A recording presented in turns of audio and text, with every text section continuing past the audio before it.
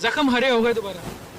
जख्म हरे तो बहुत पहले से थे, परंतु कुछ जानकारियां आज इस मूवी के माध्यम से मालूम हुई और मैं कुछ पंक्तियों के साथ शुरुआत करना चाहूंगा कि सच है विपत्ति जब आती है सिर्फ कायर को दहलाती है। सूरमा नहीं विचलित होते, क्षण एक नहीं धीरज खोते, और पर्वत मार्ग बनाता है जब मानव आगे आता है।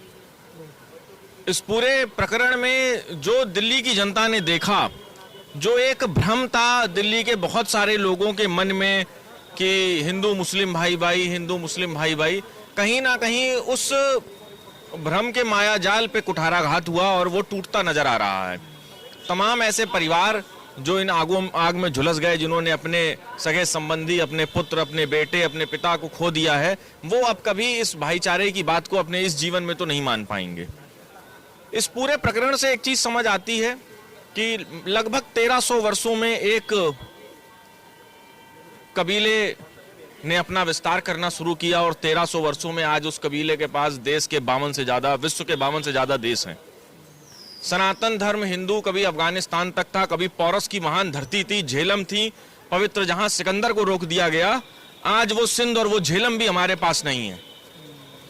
हम क्या क्या खोते जा रहे हैं ये हमको ही नहीं ज्ञात है, क्योंकि हमने अपने विद्यालय में जिस वामपंथियों द्वारा रचित इतिहास को पढ़ा वो सिर्फ ये था कि मुगल डायनेस्टी, मुगल महान थे, अकबर महान था। हमने अपनी महानता को पढ़ा ही नहीं। हमारी पीढ़ी ने जिस इतिहास को पढ़ा वो वास्तविकता में दूषित था।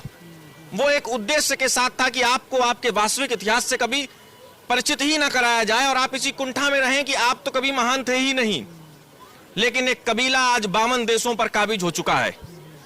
कभी पौरस की पवित्र धरती सिंधु और झेलम आज उनके अधिकार क्षेत्र में है। एक राष्ट्र का विभाजन करने की बात थी, आज 2-2 राष्ट्र उनके पास जा चुके हैं, उसके बाद भी यह विभाजन रुक नहीं रहा। इस पे लगाम लगाने की आवश्यकता है और कठोर रूप से लगाने की आवश्यकता है। आज आपके पास सेना है, प्रशासन है, सत्ता है, उसके बाद भी आप अपने लोगों की सुरक्षा कर पाने में कई जगह असमर्थ हो जाते हैं। इस प्रकार का विश्वासघात आपके साथ होता है। एक सज्जन ने बताया भी इस वीडियो में, फिल्म में, कि मैं उन लोगों को जानता था, मैं उनसे मिलता था, मैंने कहा मैं तो तुम्हारे साथ रहा हूं, खेला कूदा हूं, मुझे छोड़ दो, फिर भी नहीं छोड़ा।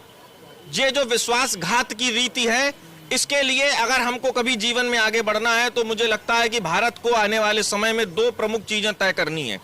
पहला तो जनसंख्या पे नियंत्रण हो।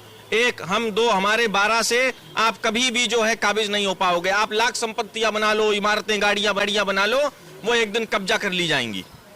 किसी न किसी माध्यम से वो आप पर कब्जा स्थापित हो जाएगा और आपकी सब संपत्ति रखी की रखी रह जाएगी। आप प्राण बचा के भागोगे, विद्यालय जल जाएंगे, स्कूल जल जाएंगे, गाड़ियां जल जाएंगी। दूसरा प्रमुख, हम वीर सावरकर के अनुयायी हैं, हम छत्रपति शिवाजी के अनुयायी हैं। उन्होंने हमें एक चीज सिखाई है कि शत्रु से किस प्रकार लड़ना है, शत्रु से शत्रु की नीति से लड़ना है। महाराज छत्रपति शिवाजी ने युद्ध नीति में बदलाव किया और छापेमार युद्ध नीति शुरू करी, जिस कारण मुगल खत्म होते चले गए और मराठा साम्राज्य पूरे हिंदुस्तान में हर जगह पहुंचा। हमें भी इस प्रकार की नीतियों का पालन करना पड़ेगा। शत्रु के साथ शत्रुवत व्यवहार ही आवश्यक है। सठे साठ्यम समाचरे, सठ के साथ सठ जैसा समान आचरण अनिवार्य हो जाता है। अगर आप सठ से प्यार से बात करते रह जाएंगे तो वो कभी भी आपकी बात नहीं सुनेगा। 2 प्रमुख चीजें हैं। पहला, इनकी जनसंख्या पर नियंत्रण कैसे लगे, किस प्रकार से रोका जाए। दूसरी प्रमुख बात यह है कि हम अपने धर्म के जो बचा खुचा राज्य, जो बचे कुची जमीन हमारे पास बची है, जो भारत माता, हम उनका किस प्रकार रक्षा कर पाएं और अपनी पीढ़ियों को एक स्वस्थ वातावरण दे करके जाएं। बात यह भी है कि आज हम यहाँ खड़े होकर बोल पा रहे हैं क्योंकि हमारे पूर्वजों ने संघर्ष किया होगा। हमारे पूर्वजों ने जनेऊ का त्याग नहीं कर दिया, इसलिए आज हम जनेऊ पहन पा